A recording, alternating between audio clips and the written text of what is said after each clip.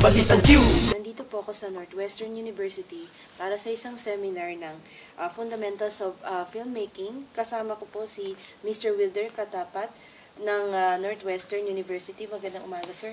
Morning. Morning. So, sir, kayo po ba by profession, anong po profession ngayon dito sa Doha, sir?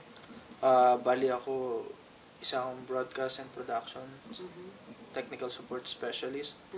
So, nagtuturo ako sa mga estudyante kung paano gumamit ng mga equipment, yung mga bago. And then, pati sa mga faculties, nagtatrain din tayo kung paano nila gagamitin yung mga bagong equipment natin.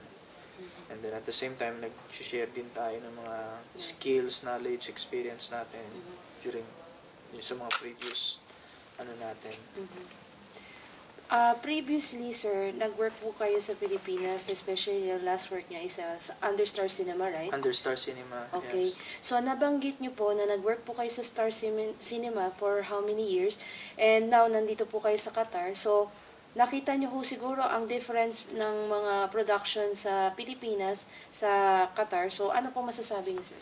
Actually, dito sa Qatar, kaya natin to binuo itong grupo na to para sa mga enthusiast, na mga may hilig na mga Pilipino, dahil nakikita ko yung malaking opportunity dito sa Qatar. Hindi pa talagang ganon ka-solid or wala pa talaga mga standards na nasusunod dito sa Qatar. Kanya-kanya pa dahil dinala-dala lang ng mga iba-ibang lahi, most of them are westerns.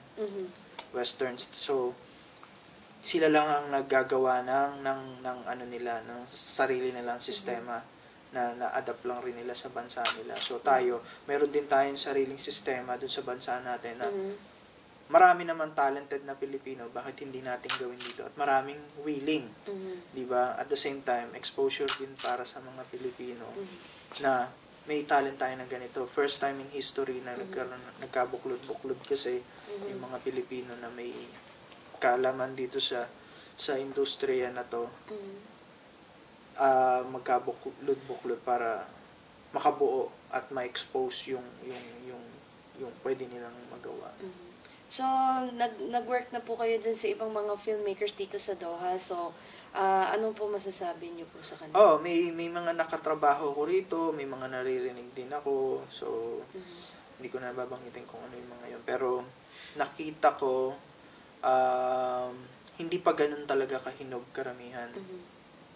Unlike sa Pilipinas, meron na kasing established na yun eh. Matagal ng industriya sa atin yun eh. Matagal ng ginagawa sa atin yun eh.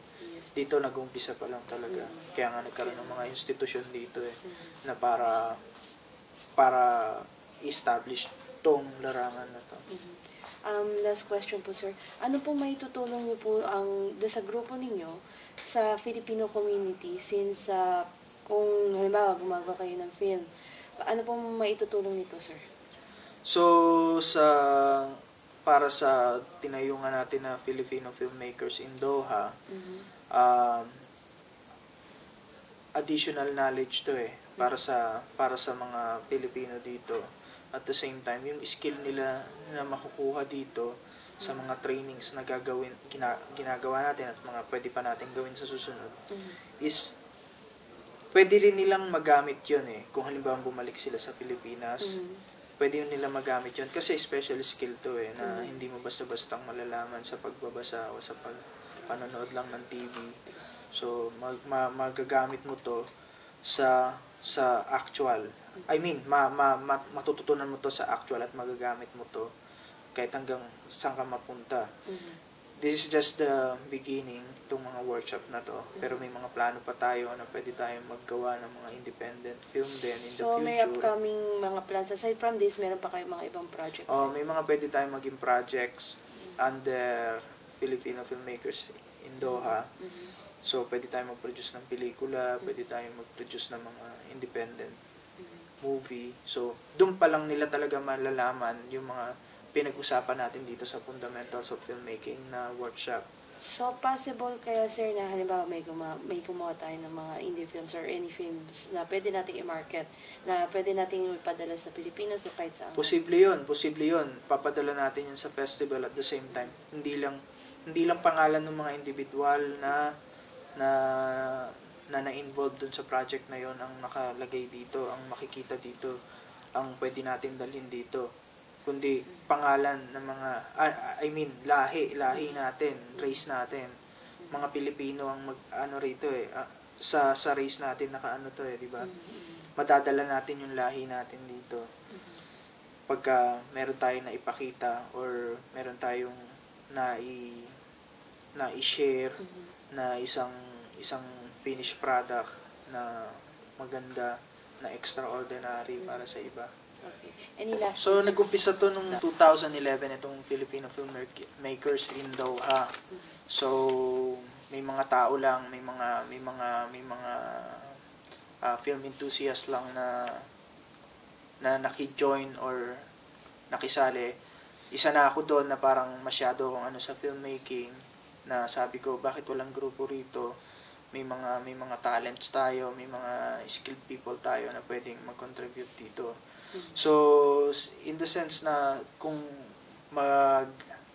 paparecognize tayo sa embassy or whatever, hindi ko nakikita yung bagay na yon, kasi hindi tayo isang entity na parang, hindi tayo isa parang organization or whatever. Hindi tayo organization na parang yun yung mentality ng isang ng isang artist Parang ayaw niya magpasaklaw basta-basta. Kasi gusto niya maging free. Doon lumalabas yung creativity niya. Diba? So, hindi tayo more on sa politika or whatever, na mga chika-chika or whatever na ganyan. Gusto natin meron tayong mailabas. Kung may suporta sa embassy, mas maganda. Pero, andun din naman tayo, susuportahin din naman natin. Siyempre, kaya nga natin ito ginawa para i-elevate yung level ng mga Pilipino dito sa mata ng ibang lahi. Lalo na sa larangan ng ganito. Ayan. May sense ba yung sinabi ko? Okay po yun, sir. Parang Okay. wala. So, nakikita ko sa meron sariling community ang mga Pilipino rito. Meron tayong parang isang small government dito. Meron tayong isang parang small Philippines dito. So, may mga tao rin na mga interesado sa mga iba't ibang larangan. At nakita ko na meron mga tao rin na interesado dito sa specific na larangan na pinapasok natin, which is filmmaking, na pwede nating hikayatin na maki-join pa, i-share nila yung talent nila, or pwede ring matuto para in the near future is magamit din ng grupo para hindi lang para sa grupo or para sa sarili, pero para sa mga Pilipino makita yung galing ng Pilipino kung hanggang saan ang pinakamalayo na pwede natin marating sa larangan ng filmmaking. So, yun lang po. Nagpapasalamat kami doon sa mga taong nagbigay ng interest dito sa workshop na ito. Kung ano man yung mapupulot natin, matututunan natin is makakatulong to para ma-elevate at makilala yung galing ng Pilipino, lalo na rito sa region na to at sa Qatar, sa larangan ng paggawa ng pelikula. Papasalamat po kami sa aming mga naging sponsors, yung LG, ang FCC, pati po yung mga tumulong na maging successful itong event namin, ang Fundamentals of Filmmaking by Walter Katapat, pati na rin po sa sponsor namin.